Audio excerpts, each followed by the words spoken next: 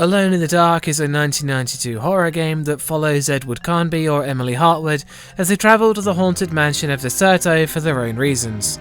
I only have footage of the very early game, but I did play it through to the end. Atmosphere.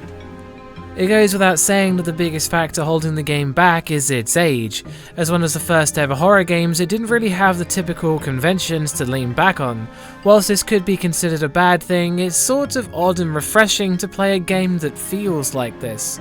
The atmosphere is different, it feels more adventurous than it does creepy. Many of the music tracks, and especially the combat music, remind me of cartoons more than they do horror movies. It's very cheesy stuff, and it doesn't let up as the game progresses. The limited graphics leave the mansion feeling static, and with no real shadows, it's neither foreboding or even creepy. The camera angles try and make up for this, with some of them setting up moments for the game's scares, but it's often in vain. As you progress to under the house, things do intensify, but not by a wide margin. It's easier to get lost, and there are some poorly constructed platforming sections, but the game allows you to save whenever you want, which removes a lot of the threat of dying.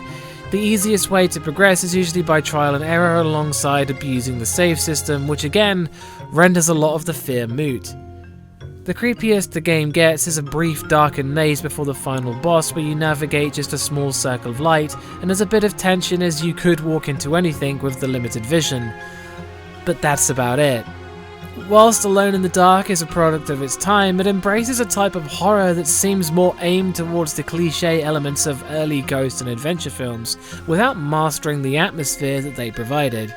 Its age is almost certainly one of the culprits, but the people who made the game were essentially mapping a new frontier, and whilst it doesn't hit the mark now, it was something to behold back then.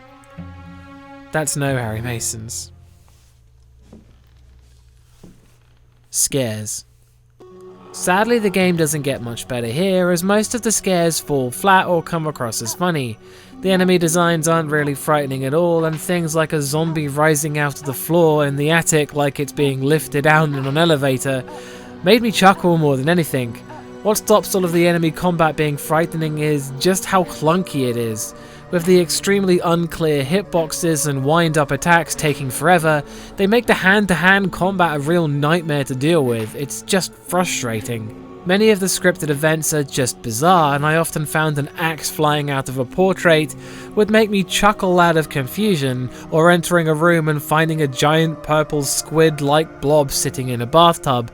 There are lots of these things, and many of them are extremely unique, but I think the design and execution leads them to feeling silly rather than threatening or frightening. It's very easy to die, and half of the time it's not exactly clear what's even happening to you when you do die.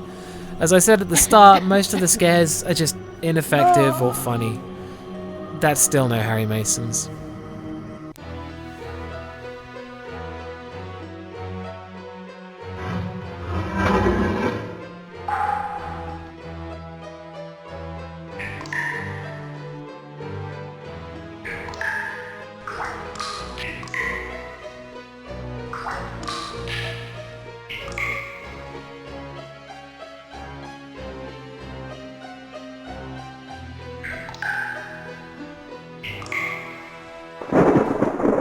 Sound design.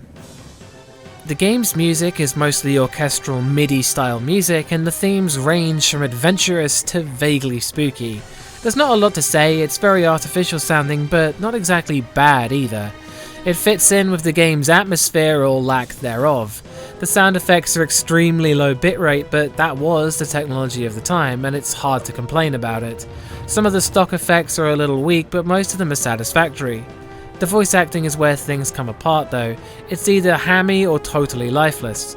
Carnby and Hartwood sound like they're reading at a seminar about taxes, and the diary entries from Jeremy Hartwood sound like he's doing melodrama at a pantomime. They are coming! I have freed hellish forces, and now the price must be paid. Deserto is the prey of evil. The sun has set. They will find my body, but will not have my soul! Whilst it's not good, it's important to understand that voice acting in games before the time this was released was rare, and it was hard to expect more. Really, the sound design for the time was hardly subpar, but it just doesn't hold up so well in the modern age. That's still no Harry Masons. Gore. There isn't really any gore, and there didn't really need to be any. That's one Harry Mason. The attorney's letter came as a deep shock to me. My Uncle Jeremy had died by his own hand. The coroner's report was unequivocal. He hanged himself in the loft.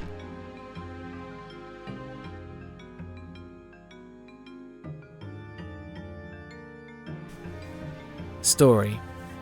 The game opens with either Carnby or Hartwood talking about themselves and their reasons for arriving at the DeSoto mansion, and after that the story is very sparse with what it tells you. The suicide note from Jeremy Hartwood is pretty cheesy, but overall the story gets more interesting the deeper the player goes, with a purifying their house story that's sort of inspired by Edgar Allan Poe. The game's antagonist isn't really clear until the late game, and it's sort of dropped on the player, but for the game's length it's not a bad story from what you can take away from it. Making the final score 2 out of 5 Harry Masons. Alone in the Dark was the first, and modern horror games from Resident Evil to Silent Hill had the benefit of its formula to build on. Its style might be outdated and its scares are tame, but it's more of a history piece now more than anything. So this is the last review I'll have until October 1st. I won't be posting for some time and I'll hope you be patient.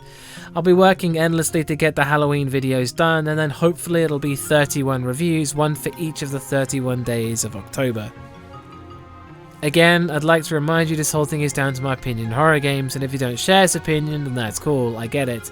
There will be more horror reviews in the pipeline, and thanks for watching. And always go check out Bumps in the Middle of the Night. Peace.